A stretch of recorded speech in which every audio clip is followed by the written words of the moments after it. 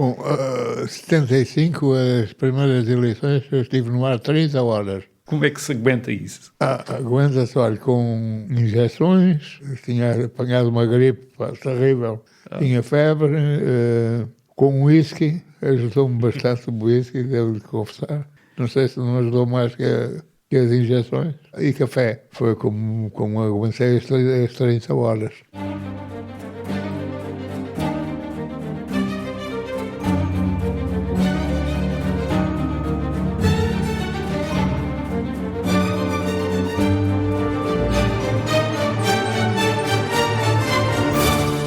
Olá, bem-vindos ao programa A Vida em Revolução.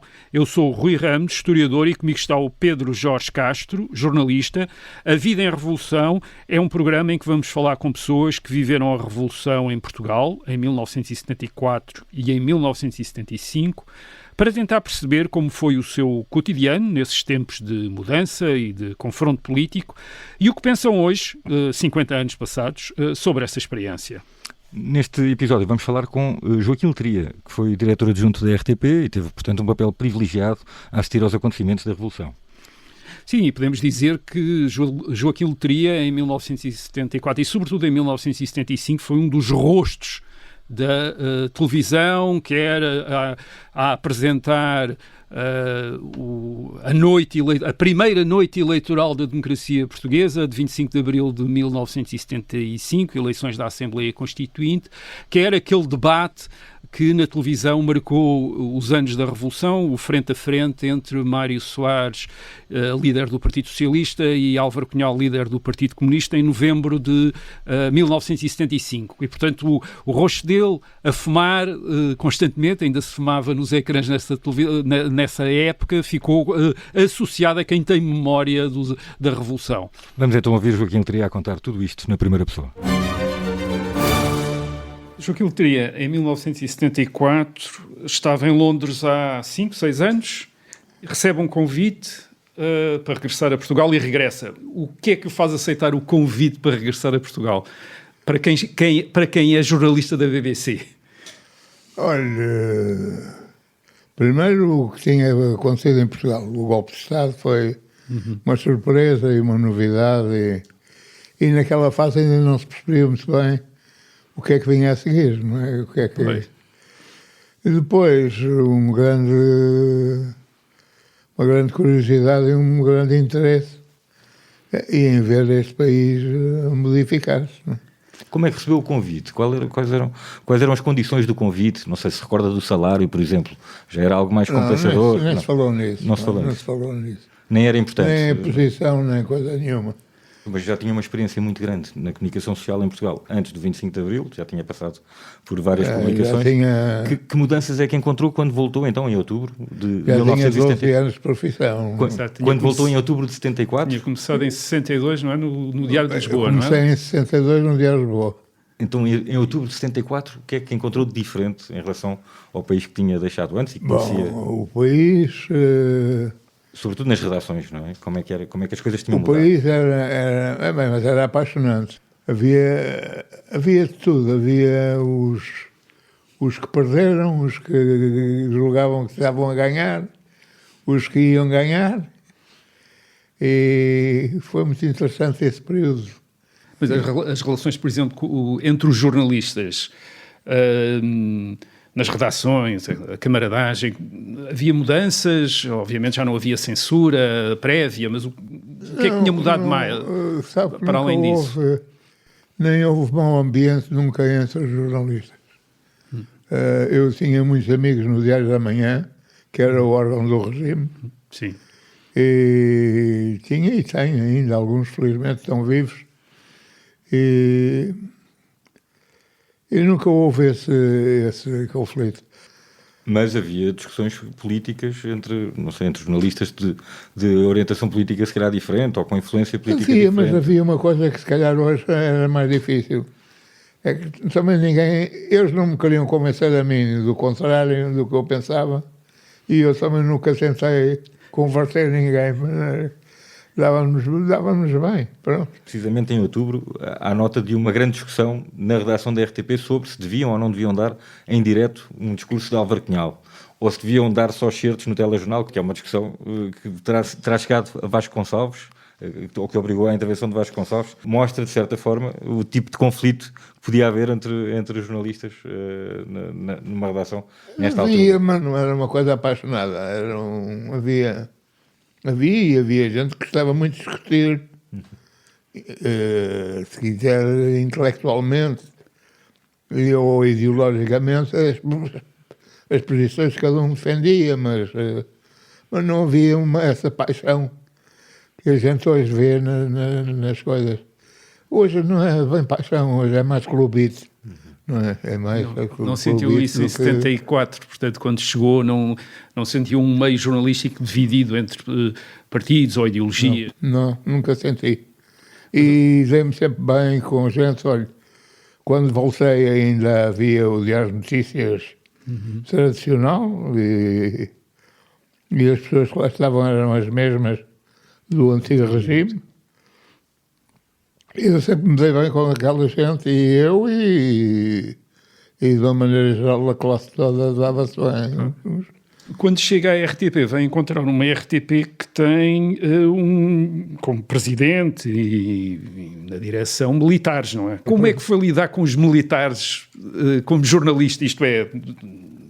Como é que era lidar com os militares na RTP? Quer dizer, era difícil? Eram uns militares especiais, não é? Porque tinham feito o 25 de Abril e, portanto, havia aqui uma nuance que nos afastava e aproximava, dependia.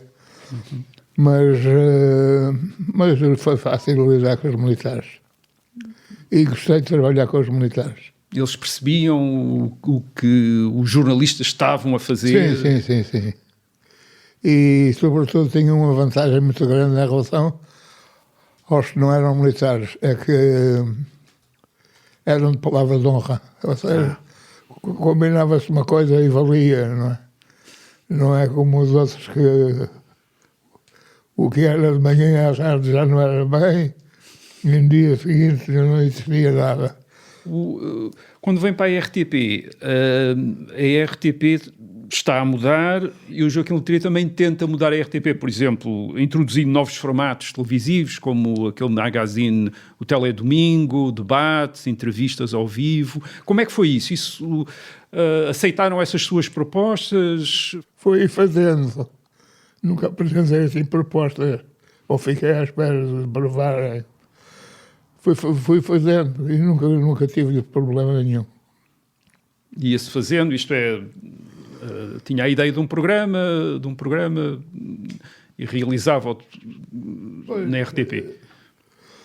Ou dava ideias, sugeria, aliás, de Londres tinha trazido muito essa ideia dos debates e das discussões.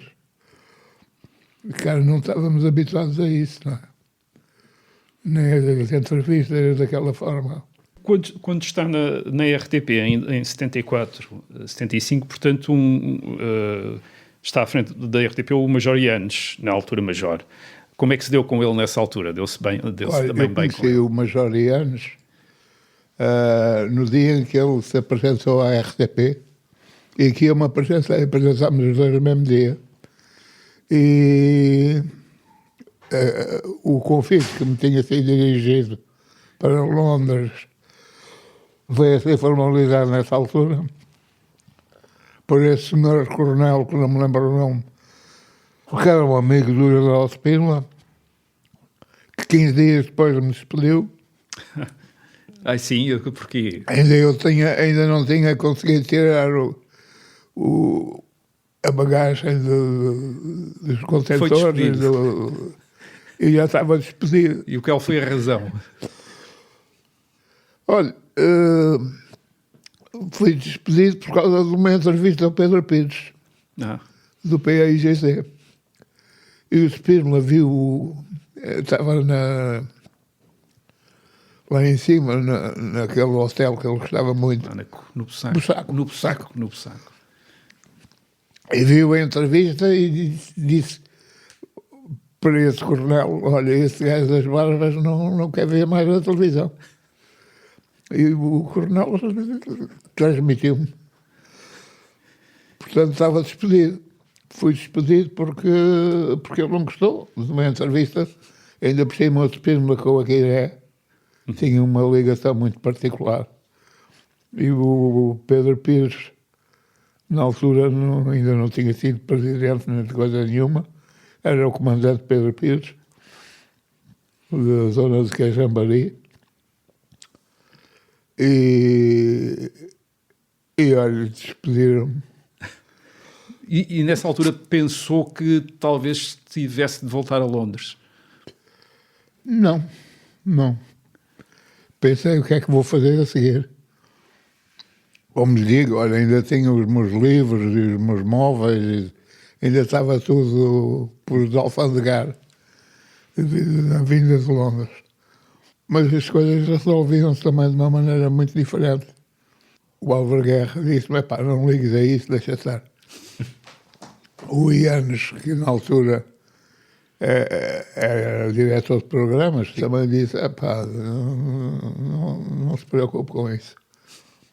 Olha, nunca mais ninguém falou comigo e eu nunca fui despedido. Fui aparecendo sempre na televisão e fui fazendo coisas.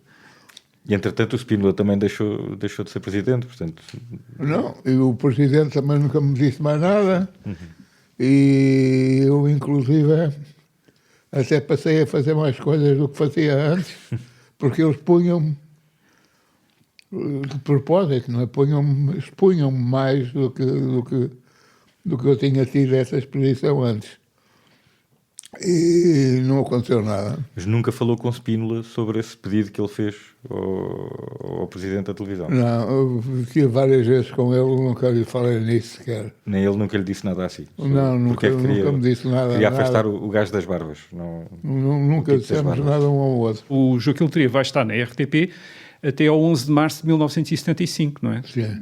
Portanto, aí sai com o Álvaro Guerra e com o Major Yanes, não é? Sim, senhor.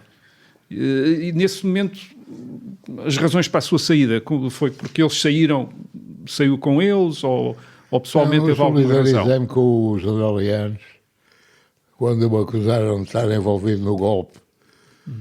E eu limitei-me a dar conta do que é que o Ianes tinha feito nesse dia. Tinha trabalhado o dia inteiro impecável. Nunca teve nada a ver com aquilo, nem nunca procurou nada. Não. Mas foi um período complicado. Ele disse para eu não sair, eu acabei por não sair. O Álvaro Guerra também me disse para não sair e ficou.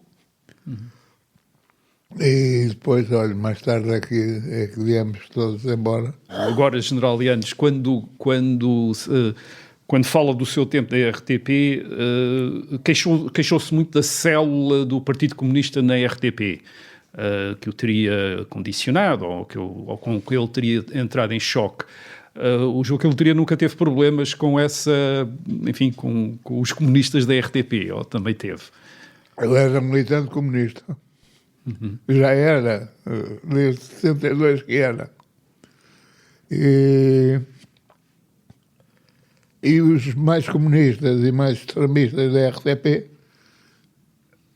os mais comunistas da RTP, eram tipos que em 74 estavam todos do outro lado, não é? Tudo. Quanto mais direita eram, mais comunistas se tornaram. Mais comunistas se tornavam. Não é? Era complicado, não era fácil.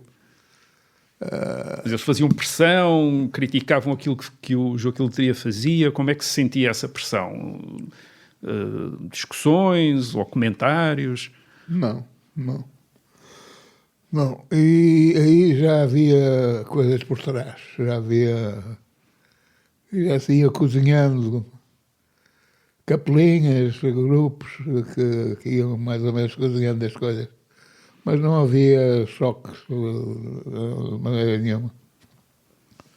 Agora, quem conhecia as pessoas e sabia o que elas pensavam e diziam antes e via tomar aquelas atitudes, depois dava vontade de rir. Portanto, nunca os levou muito a sério? Não, nunca levei muito a sério isso. Mas e o Joaquim manteve-se como militante comunista depois da Revolução? Eu saí do PCP com a invasão de Praga. Em 68, portanto. Pronto. Exatamente. Porque achei que aquilo era uma brutalidade e nunca percebi a posição do PCP. E saí. E pronto, e até hoje. Não ouçei.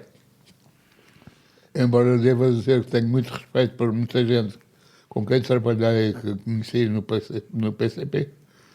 E aprendi muito com eles também.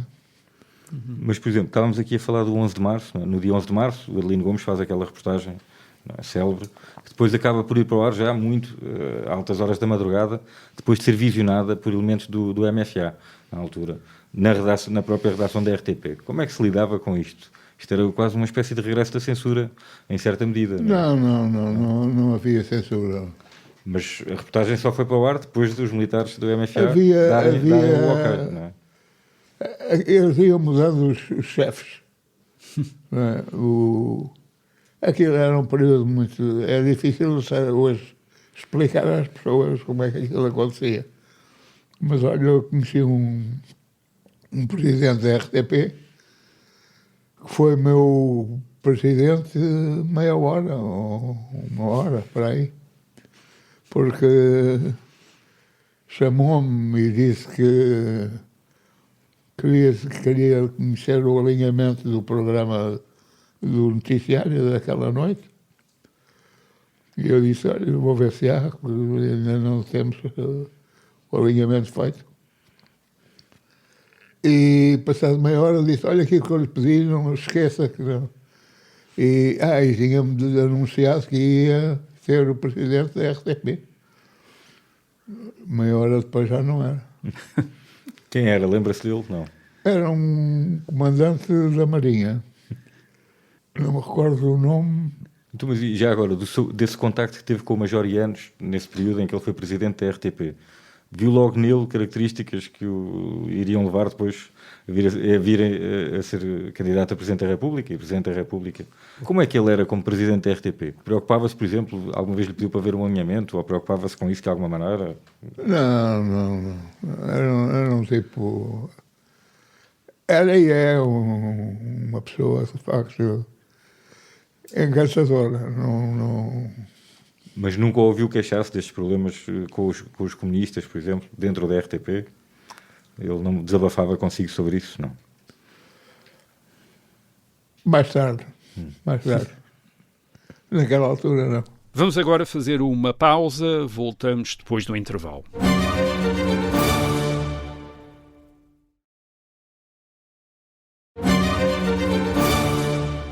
Vamos agora para a segunda parte da conversa com Joaquim Letria. Voltemos então à RTP e à noite das eleições do 25 de abril de 1975. Quem hoje pode rever na RTP Memórias, está lá um excerto, o Joaquim Letria aparece como a cara, logo ao início, digamos, o pivô principal. E depois, logo a seguir, dá a palavra ao Adriano Cerqueira para ele explicar aqueles quadros onde vão aparecer os resultados. E tudo aquilo é manual. Como é que conceberam essa emissão? Como é que pensaram nos quadros? Havia exemplos estrangeiros? Sim, como é que foi? Eu usei bastante isso. Vinha de Londres, não se esqueça. Tinha apanhado o Edward Heath, o Wilson, portanto tinha apanhado várias eleições, tinha apanhado muito do estilo, quer da BBC, quer da Independent Television, da ITV. E portanto, procurei adaptar ou usar cá aquilo que se fazia lá. Não foi nada difícil, nem mérito meu, foi, se quiser, uma cópia quase, não é? Ou pelo menos ir atrás de um padrão, que isso procurei muito sempre fazer. Aquilo foram muitas horas de emissão, quase 30 horas de emissão, não é? Bom, 75, as primeiras eleições, eu estive no ar 30 horas. Como é que se aguenta isso? Aguenta-se, olha, com injeções, porque tinha apanhado uma gripe terrível e tive que levar injeções para baixar a febre. Tinha febre, com whisky, ajudou-me bastante o whisky, devo-lhe confessar. Não sei se não ajudou mais que as injeções. E café. Foi como aguentei as 30 horas. Havia períodos difíceis ali. Pois, eu imagino. Períodos muito... Não acontecia nada. Pois. Por exemplo, eu lembro-me, eu já me ria com o deputado do CDS, que ganhou o primeiro resultado conhecido, foi em Macau, pela diferença de horas. E o CDS tinha eleito um deputado em Macau, por Macau. Nós tivemos quase a noite inteira a falar no deputado de Macau do CDS, porque não havia mais, não era... Portanto, havia estes tempos mortos que procurávamos ultrapassar, entrevistando gente, ouvindo reações ao que nós íamos conhecendo e sabendo, e foi assim. Como é que ia recebendo a informação sobre resultados, por exemplo? Ainda não havia intercomunicadores aqui, não é? Na altura, o computador, o mais pequeno era do tamanho de um frigorífico, não é? E montámos um centro informático na Gulbenkian, porque a RTP não tinha onde, nem o quê. E na Gulbenkian montámos um centro. Quem se ocupou muito dessa parte foi o Carlos Corus. Toda a parte eletrónica e digital foi o Carlos Corus. Muitas das coisas foram da minha cabecinha, foram. Os pormenores, sobretudo. Mas isso é uma questão que eu apanhei muito de um homem com quem trabalhei muitos anos e com quem gostei muito de trabalhar, foi o Zé Cardoso Pires, que era um homem que ligava muito aos pormenores, o tipo de letra, tudo, dos livros, a paginação. E eu, esses pormenores sempre dei uma grande importância. Nos jornais, na rádio, na televisão, a mesma coisa. Então, mas, não descentrando deste dia das eleições e desta emissão de 30 horas, quando se acaba uma emissão de 30 horas, o que é que se vai fazer? Os colegas celebraram consigo de alguma maneira? As pessoas na rua, depois com quem se encontrou, disseram alguma coisa sobre esta emissão? Muita gente dizia. O que é que diziam? Diziam bem. E tinham gostado. Mas não me fica bem também estar aqui a dizer isso. Mas não, é só para mostrar o impacto que isto teve na altura. Não é? Nunca tive assim na uma altura reação, era uma novidade, não é? Era uma novidade. Uma reação adversa, a não ser por excesso de paixão, ou mas nunca tive essa... Só ainda um outro aspecto. Estas são umas eleições em que se entra sem sondagens, não é? Portanto, não se sabe bem, não se sabe o resultado até se ter os resultados. Como é que foi essa descoberta ao longo das horas? Isto é, surpreenderam-nos os resultados? Por exemplo, no seu caso, ficou surpreendido com os resultados? Não. Um caso ou outro, sim, não havia uma surpresa. Ninguém esperava e acontecia. Mas... não, mas em geral não. Por exemplo, a ordem dos partidos. O PS com 37%, o PPD tem 26%, o PC tem 12%. Isso era o que estava à espera ou isso surpreendeu? Era mais ou menos. Era. Não era uma grande emoção isso. Não, curiosamente não era. Estava mais preocupado com o seu trabalho, não com a emissão, não é? Com a emissão. Sempre me preocupei muito com isso. E aí ficou satisfeito? Fiquei. 30 horas é uma brutalidade, é mais de um dia. Mas se nós pensarmos que começamos a emissão com o fecho das urnas, E depois, quase de manhã, ainda só tínhamos os resultados de Macau. De manhã, exato. De manhã no dia seguinte. Claro que por ali houve muito enchido de chouriços, não é? Mas eram entrevistas, ia-se buscar gente, punha-se no ar coisas pré-gravadas que tínhamos já feito com outras pessoas e, portanto, íamos mais ou menos mantendo a emissão com bom ritmo e com interesse. Temos de falar do grande debate Soares-Cunhal, não é? Que é um Em marco novembro. histórico também da sua passagem pela RTP, um dos maiores debates e se calhar mais importantes da democracia portuguesa. Eu gostava que começasse por nos contar como é que convenceu Mário Soares e Álvaro Cunhal a entrarem neste debate. Mentindo. Para ser verdadeiro, tenho que lhe dizer que menti. Então, Mentia um e mentia o outro. qual foi a mentira? A mentira foi igual. Foi dizer a um que o outro já tinha aceito. E que se ele dissesse que não, ia dizer que não havia porque ele tinha dito que não. Quando, no fundo, acabaram os dois por dizer que sim. Mas se calhar sem isso não os teria conseguido juntar. Não era fácil. Não, e tudo aquilo que nós tínhamos tentado fazer, a aproximação que tínhamos feito, não mostrava nenhuma facilidade nisso. Por isso é que eu fui para este extremo da mentira. De onde é que surgiu a ideia de fazer o debate? Olha, também não é mérito nenhum, porque a curiosidade era tão grande. Aqui uma questão, naquele período, as pessoas andavam para já todas muito bem informadas e procurava-se muito saber o que é que as coisas queriam dizer e o que é que estava a acontecer ou o que ia acontecer. E, de facto, as pessoas iam sentindo essa necessidade de perceber uma coisa. É que país é que nós vamos escolher? Que país é que vamos viver? E o Soares queria uma coisa, não é? E o Cunhal queria outra. Portanto, não havia praticamente nada no meio, não é? A grande diferença era entre os dois.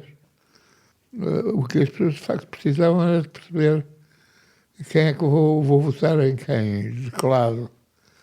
E havia só dois lados, de facto. Quando eles chegaram, Mário Soares e Álvaro Cunhal, à RTP, achou que eles vinham tensos, vinham calmos, vinham preparados? Qual foi a sua impressão deles? Não é preparados, sim. O Cunhal sempre gostou com caderninho, andava sempre com um caderno. E o Soares ia preparar. O Zé Carlos Megre, que acompanhou, aliás, a entrevista, na altura, era o diretor de informação da RTP, só da 1 e 2. E por isso é que fez questão de estar na entrevista, isso com certeza. Não teve nenhum problema nisso. Como é que prepararam o debate? Como é que o Joaquim Letria e o José Carlos Megre prepararam o debate? Pensaram num alinhamento de perguntas? O debate abre logo com o enunciar de umas regras, em que iria haver uma primeira parte com perguntas dos moderadores e depois perguntas dos próprios, do Mário Soares ao Álvaro Cunhal e vice-versa. Isto foi negociado com cada um dos dois, com o Soares e Cunhal? Como é que foi essa preparação? Por mim, cada uma das hipóteses, até os dois estarem de acordo com o formato. E foi fácil essa parte? Pô-los de acordo sobre o formato? Não foi tão fácil como eu pensei que podia ser, não é? Mas foi fácil, não foi difícil. Alguma destas regras foi ideia deles, de algum deles? Não, por exemplo? Não. E não houve, nem demos conhecimento do que é que ia perguntar, nem de qual o tom da entrevista, nem nada disso. A entrevista é muito curioso olhar para a entrevista hoje em dia, primeiro porque os moderadores abrem a entrevista a fumar, não é? Logo ali com um cigarro e um cinzeiro em lugar de grande destaque no ecrã. Mas depois a primeira pergunta demora 1 hora a ser respondida pelos dois intervenientes, por Soares e por Cunhal. Não estavam a contar acabar por fazer tão poucas perguntas e que, no fundo, que os dois intervenientes conseguissem assegurar tão bem cada réplica àquilo que o outro ia dizendo. Eu nunca defendi e continuo a não defender o estar sempre a intervir e a interromper o entrevistado. Certo, mas aqui foi uma pergunta, 1 hora. Foi quase 1 hora para a primeira 1 hora pergunta. para os dois. Pois, claro, certo. E 1 hora com muito sabor, digamos. Não é? Mas então decidiram deixá-los... Mas aí eu tinha a sensação que está a ser chato. Ou esta conversa não interessa. E mudava, ou procurava mudar, ou se aquilo tinha interesse. E eu deixava-os andar. E, quanto muito podia, às vezes, acicatar um ou outro, dizer o que é que o senhor pensa disto que acabou de ouvir, ou o que é que... Se há algum comentário a fazer aí, mas de resto não houve outra preocupação. Teve noção clara, logo naquele momento, de quem é que tinha sido vencedor do debate? Eu tive a sensação de que o Soares tenha ganho o debate. Embora, confesso-lhe, que achei o Cunhal sempre muito sério nas respostas e da maneira como as punha. Mas achei que aquilo que o Soares dizia era o que a grande maioria das pessoas queriam. Isso, portanto, deu uma ideia de que o Soares tinha ganho o debate. Mas olha, no fim de tanto tempo, aquilo acaba por 3 horas, acho eu. Acaba por já não contar muito com quem é que está a ganhar, como nos combates de boxe. Ganham aos pontos. Não houve chaos, não. Mas era interessante. E quando acabou, ficou com a sensação que um estava mais satisfeito do que o outro? Não. Eles não deram sinais de nada? Não. Isso já nessa altura se representava muito bem. Não, isso eles não revelavam isso. Era mais curioso às vezes o antes. O antes é que... Porque havia ali uma parte nitidamente intimidatória. Um tentava intimidar o outro e vice-versa, não é? Portanto, havia essa parte, quer dos acompanhantes, sobretudo. E, portanto, o seu Estado-Maior. Foi um momento de tensão, o debate, dentro do estúdio, ou não? Não. No princípio, talvez, mas depois distendeu e normalizou-se a conversa. E o Cunhal também contribuiu muito para isso, porque a maneira como ele tinha de o olho que não, e a maneira como se ria, por vezes, das coisas que o Soares dizia, contribuiu muito para um tom muito fácil, muito ligeiro, digamos, apesar de sério. E quando aquilo acabou, também se sentiu satisfeito com o trabalho que tinha feito ali, no debate? Sim. Eu senti. Senti até por outra coisa, e essa era uma indicação que era boa, que era as indicações que nos chegavam da Regi, que os assistentes da realização vinham dar de cócoras, os papelinhos à mesa, que aguenta ou continua, que estamos aí muito bem. Havia muito esses estímulos e essas indicações que por vezes eram muito úteis. Então foi assim que foi tomada a decisão de prolongar o debate, porque começaram a anunciar que ia durar 2 horas. Acabou por durar quase 4. Tem a ver com esses papelinhos, no fundo, que alguém lhe fazia chegar para continuar o debate, apesar de já terem arrebentado o tempo. Sim, sim. Já terem ido muito para lá do tempo. Embora nunca usei bananinha no ouvido. Nunca usei. Nunca ninguém me disse nada pelo ouvido. Mas como lhe digo, havia uns desgraçados que iam lá às cócoras dar-me os papelinhos. Mas não era nada. Normalmente era uma coisa de estímulo ou então corta que estamos atrasados não sei quanto tempo. Creio que há um plano de repente que mostra o Joaquim Letria sozinho e com a cadeira vazia ao lado, porque o Zé Carlos Mega teve que se levantar. Houve várias ausências do Zé Carlos. Em pleno debate, não é? Durante o debate, sim. Houve várias O que é que ele ia ausências. fazer?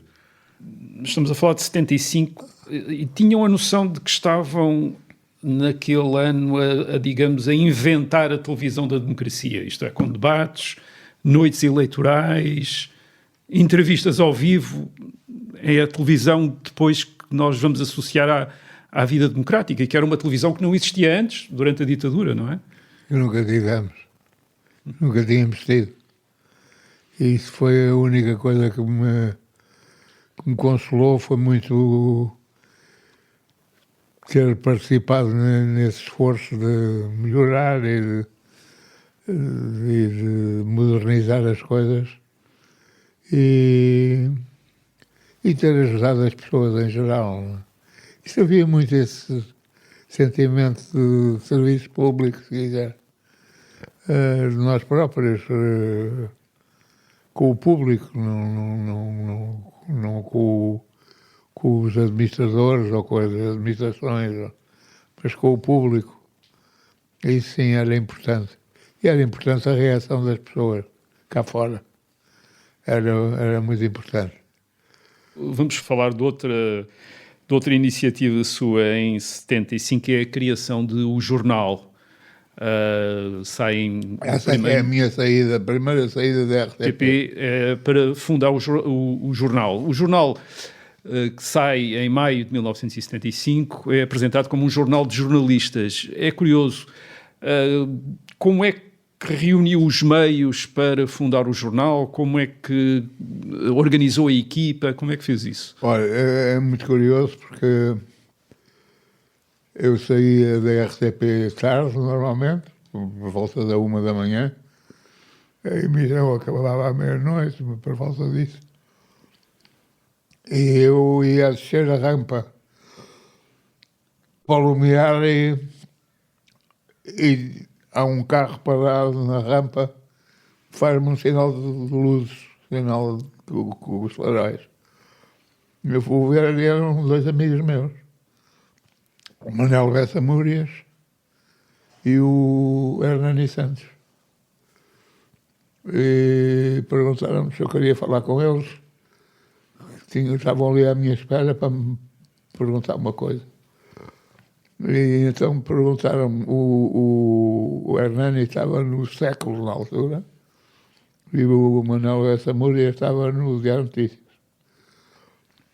E se eu não estava farto do jornalismo como se estava a fazer em Portugal. Estou um bocado cansado disso, de facto. Não queres fazer um jornal connosco? Isso é uma ideia. Foi assim que nasceu o jornal. Portanto, a ideia nem foi minha, foi do Manuel Bessa Múrias e do Hernani Santos. Quando eles dizem que está farto do jornalismo como está a ser feito em Portugal, como é que estava a ser feito o jornalismo de que estava farto? Nessa altura já se sentia muito a pressão do poder político, não é, sobre os jornais. Antes era o poder económico, depois veio o poder político. E ali sentia-se bastante. Isto é na altura em que a maior parte dos jornais já estão nacionalizados, não é? Foi a estatização dos bancos, depois, por arrasto, os jornais foram todos parar ao Estado. E nessa altura sentia-se muito. E jogavam, mas quem jogava eram os partidos. Jogavam as suas pedras nos jornais, nos órgãos, e era mau, o ambiente era mau. Não entre as pessoas propriamente, não é? Não dava gozo, porque aquilo que interessava noticiar não se podia noticiar, né? O que não valia a pena noticiar, noticiava-se. Mas não se podia noticiar, porquê? O que é que acontecia? Qual era a tensão que impedia? Já não havia censura, não é? Havia outras formas de dificultar a publicação de certas notícias. Qual era a questão? O problema era aguentar aquilo. Era um cansaço. E era um desperdício, sobretudo. E sentia muito isso. Era o que mais me gostava, era pensar nisso. Era o desperdício. Porque as pessoas sacrificavam-se muito para coisa nenhuma, não é? Nem para resultados, nem para nada. Não era... E depois começou aí o carreirismo. Começaram aí a nascer as carreiras e as ambições pessoais de mais pessoas. E pelo menos a manifestarem-se dessa forma. Mas é uma altura em que se vendiam centenas de milhares de exemplares de jornais todos os dias. Não é? Desse ponto de vista, é quase uma época dourada, porque havia uma grande curiosidade das pessoas. E fazer jornalismo, fazer jornais nesse tempo, deve ter sido uma experiência fantástica.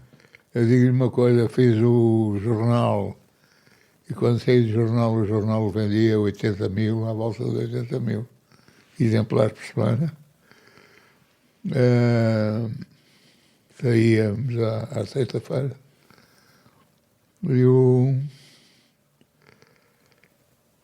Quando saí, mais tarde fiz o Tal e Qual. Isso então, quando saí do Tal e Qual, o Tal e Qual vendia 150 mil. A ideia de fazer um semanário em vez de fazer um diário, no caso do jornal, foi por questões práticas ou porque queria trazer também os jornais semanários ingleses tiveram também alguma influência nessa opção? O modelo desses jornais? Influência na forma como o jornal foi concebido e criado, é que eu tive alguma importância, porque trouxe muita coisa, de facto, de lá de fora. Não era de diário porque não tínhamos dinheiro para fazer um jornal diário. Não? E onde é que arranjaram o dinheiro? Como é que arranjaram o dinheiro? Olha, foi uma forma muito complicada e difícil de conseguir, mas conseguiu-se praticamente sem dinheiro. E graças, sobretudo, à boa vontade e à generosidade de um homem que foi o António Pedro Roal Ramos. Do Diário de Lisboa. Que era o dono do Diário de Lisboa, da Renascença Gráfica, e que nos permitiu, deu crédito, pronto. Nós depois logo pagávamos o papel, logo pagávamos a impressão, logo pagávamos as horas de máquina, tudo isso. E isso ajudou-nos muito. Nesse tempo, como é que era o acesso aos políticos, às fontes? Eu imagino que houvesse uma relação mais próxima e uma facilidade maior de acesso dos jornalistas, que encontravam mais facilmente os políticos que contavam do que hoje em dia, não é? Como sabemos, é tudo muito mais mediado por assessores de imprensa, etc. Nessa altura, havia um acesso mais fácil a quem tinha o poder de decisão? Dependia. Nós sabíamos quem é que nos procurava para dar boas informações e informação verdadeira, e quem nos procurava para manipular e fazer. Portanto, dependia muito. Havia gente que embarcava nisso. Embarcava muitas vezes, não era por mal, era porque if you are nice to me, I'll be nice to you. Portanto, é um bocado aquela regra da troca. Vamos fazer um favor a este, depois pode vir a ser útil ou ser preciso. Mas portanto, era fácil contactar os políticos, isto é, se quisesse falar com Mário Soares, por exemplo, era... Isso dependia muito das pessoas. Eu conheci o Soares, um jovem advogado. Tinha uma relação fácil, muito próxima. E outros da mesma coisa, isso não era difícil. Por exemplo, quando saía andava na rua ou ia a um restaurante, as pessoas vinham falar consigo, vinham como... Vinham muito. Vinham muito e vinham falar bem. Vinham sempre. Nunca tive... Nunca tive... Estou-me a rir porque lembro-me o único caso desagradável que eu tive foi por engano e por...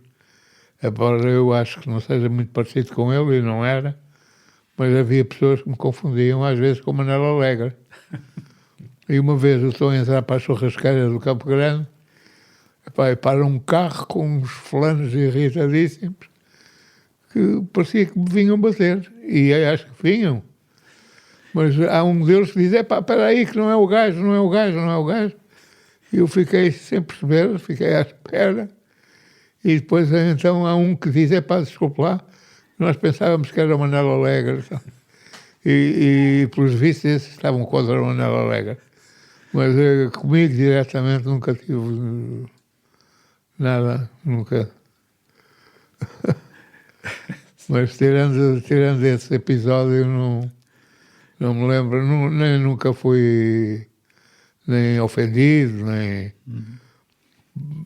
Não. Há uma cena, aliás, com muita graça, que já anos depois há um fulano que é preso na rua da Escola Politécnica porque ele tinha assaltado um indivíduo no jardim do Príncipe Real. E o polícia ficou com a arma apontada para o fulano e ele ficou ali quietinho. E o polícia falava pelo walkie-talkie para a esquadra do rastro me mandarem vir buscar. E então fiquei ali com ele, com o polícia e com o ladrão. E esse fulano... Epá, tu és o Joaquim? Sou. Aquele gajo da televisão, sou. Epá... O meu pai odeia-te, pá. É. O meu pai odeia-te. E quando tu te pões a andar com a cadeira de um lado para o outro, pá, lá diz o meu pai, lá está aquele gajo. E o meu pai odeia-te. O polícia também entrava na conversa com a arma apontada e tudo, mas ia-se metendo na conversa. E foi uma situação curiosa, em que eu fiquei a saber que pelo menos havia um senhor que era o pai desse jovem que pelos vistos me odiava e que não gostava de me ver, que não gostava de que eu agitasse a cadeira. Joaquim Letria, tenho a certeza que ao contrário desse senhor, os nossos ouvintes vão adorar esta conversa. Foi um gosto e um privilégio poder contar consigo obrigado, neste podcast. Muito, muito obrigado. Obrigado. Não, eu é que lhe agradeço e continuem. Não parem, porque senão o que é que a gente vai ouvir? Chegamos assim ao fim deste episódio do programa A Vida em Revolução. Voltamos na próxima semana. Até a próxima.